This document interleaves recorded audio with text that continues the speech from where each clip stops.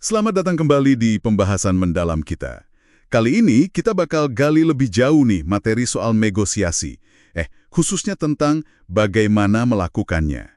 Ini dari buku Getting More ya. Fokusnya ke strategi praktis biar Anda bisa, mendapatkan lebih banyak gitu.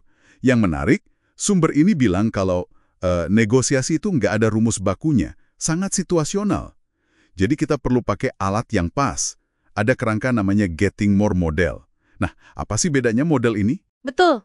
Model ini tujuannya memang buat ngasih struktur ya, mulai dari persiapan sampai pas negosiasinya.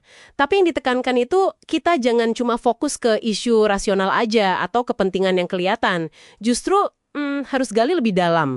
Soal persepsi, perasaan, apa sih kebutuhan pihak lain yang mungkin nggak mereka utarakan langsung. Jadi bukan menang kalah semata, lebih ke memahami manusianya gitu. Oke. Kita mulai dari dasarnya dulu deh persiapan. Penting banget kan ini? Model ini kan bantu kita identifikasi beberapa hal ya. Tujuan kita, oke. Masalahnya apa? Siapa aja yang terlibat? Terus ada standar mereka, nah ini menarik. Kebijakan, kebiasaan gitu ya. Sama kebutuhan mereka, rasional dan emosional. Dan yang paling ditekankan ini, persepsi. Gimana cara efektifnya nih memahami persepsi orang lain? Kan nggak kelihatan. Nah, itu dia. Memahami gambaran di kepala lawan bicara kita, persepsi mereka itu langkah ketujuh di modelnya. Dan ini krusial banget. Salah satu tekniknya itu role reversal.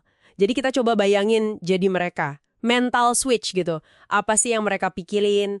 Apa yang mereka rasain? Tekanannya apa? Contoh Jennifer Morrill tuh bagus tuh. Dia sadar masalah kliennya itu bukan di produknya. Tapi soal lack of trust. Rasa nggak percaya. Ini kan hasil memahami persepsi. Dan ini nyambung ke strategi 4. Tiap situasi itu unik. Jadi, ya dianalisis kasus per kasus. Jangan pakai template aja. Bener banget. Pemahaman persepsi ini pasti erat hubungannya sama komunikasi ya. Kayaknya mispersepsi ini sering jadi biang kerok gagalnya negosiasi. Jadi kita perlu sering-sering cek pemahaman kita gitu. Mungkin nanya lagi, maksudnya gini bukan ya? Gitu. Terus gimana kalau misalnya suasananya panas, lawan bicara pakai kata kasar, gimana kita responsnya? Nah, justru di situ ujiannya. Alih-alih kita ikut panas atau nyerang balik, sumbernya menyarankan kita tetap tenang. Malah tanya balik, tapi dengan tenang ya. Kenapa Anda mikir gitu? Atau apa ya yang bikin Anda ngomong gitu? Ini kan membuka diskusi lagi, bukan malah nambah masalah. Selain itu, manfaatkan standar mereka. Ini strategi #7. Cari tahu kebijakan mereka apa, pernyataan lama mereka gimana, presidennya ada nggak? Ini bisa jadi amunisi argumen kita loh. Oh, pakai senjata mereka sendiri ya? Bisa dibilang gitu. Contohnya Jason Widman yang diterima di Penn Law, itu kan dia nunjukin gimana dia memenuhi standar kampus itu. Atau contoh lain, mempertanyakan biaya bungkus kado Hermes yang $250 itu dengan nunjukin kalau biasanya barang diskon nggak dibungkus gitu. Itu kan pakai standar mereka. Standar ini juga bisa dipakai buat hadapi orang alot. Tunjukin aja kalau perilaku mereka nggak konsisten sama standar mereka sendiri. Tapi ingat, sampaikan dengan tenang. Itu strategi #10. Menarik. Jadi nggak cuma soal adu argumen ya, tapi pakai logika internal mereka. Terus, ada lagi nih, strategi #5, soal pendekatan inkremental. Langkah-langkah kecil gitu maksudnya. Gimana tuh praktiknya? Idenya simpel sih, kita pecah permintaan besar jadi bagian-bagian kecil yang lebih gampang diterima. Ini ngurangin rasa takut atau risiko di pihak sana. Jadi mereka lebih mungkin bilang iya. Contoh si Rocky yang nego denda tilang sama petugas DMV itu pas banget. Dia kan nggak langsung nolak bayar, tapi nanya pelan-pelan, langkah demi langkah, sampai kelihatan ada aturan yang nggak konsisten, akhirnya bisa bayar pakai cek pribadi. Bahkan bikin agenda rapat aja bisa jadi langkah inkremental loh, menyepakati prosesnya dulu. Oke. Selain proses, gimana soal taktik tukar-menukar? Ada istilah trading items of unequal value. Maksudnya gimana tuh? Nah, ini soal mencari hal-hal, seringnya sih non-moneter ya, atau intangibles, yang nilainya itu beda buat kita dan buat mereka. Mungkin buat kita biayanya kecil, tapi buat mereka itu berharga banget. Contohnya? Misal nih, si Polo bisa ngasih permit heavy sama coworkers yang khusus, jadi mereka bisa tidur santai di Kokjui untuk semorai.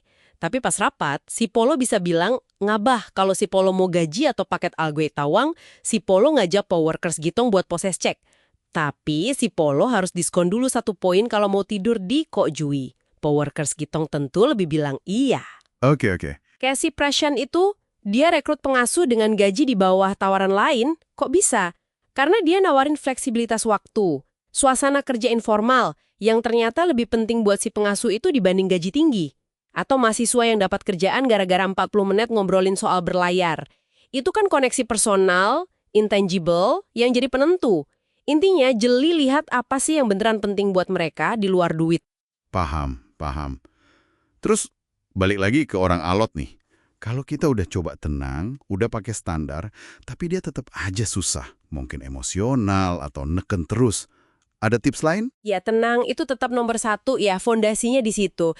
Terus fokus ke perilakunya yang bermasalah, jangan serang orangnya. Jangan bikin ini jadi soal personal antara kita dan dia. Misalnya daripada bilang, Anda kok nggak sopan sih? Coba bilang, kenapa ya perlu sampai teriak? Saya di sini mau diskusi baik-baik kok. Jadi kita pisahkan orang dari masalahnya. Contoh soal tetangga mabuk yang nagih ganti rugi kuda.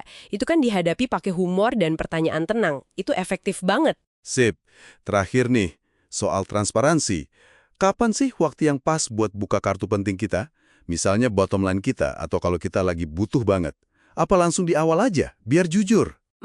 Kalau menurut sumber ini sebaiknya informasi krusial kayak bottom line itu disimpan buat akhir. Jadi kayak upaya terakhir kalau udah mentok banget. Fokus awalnya lebih ke bangun hubungan dulu, cari solusi kreatif bareng-bareng, hindari juga manipulasi kayak ngasih tawaran pertama yang ekstrim banget, strategi 8. Itu cenderung rusak trust, malah susah nanti cari solusi bareng. Transparansi itu penting, tapi timingnya juga harus pas. Oke, jadi kalau kita simpulkan nih dari bab bagaimana melakukannya, intinya negosiasi yang efektif itu butuh pertama, persiapan matang ya, buat ngerti dunia lawan bicara kita. Persepsi, kebutuhan, standar mereka. Kedua, perlu lincah berkomunikasi. Banyak tanya, tetap tenang, pakai standar mereka. Ketiga, fleksibel dalam taktik.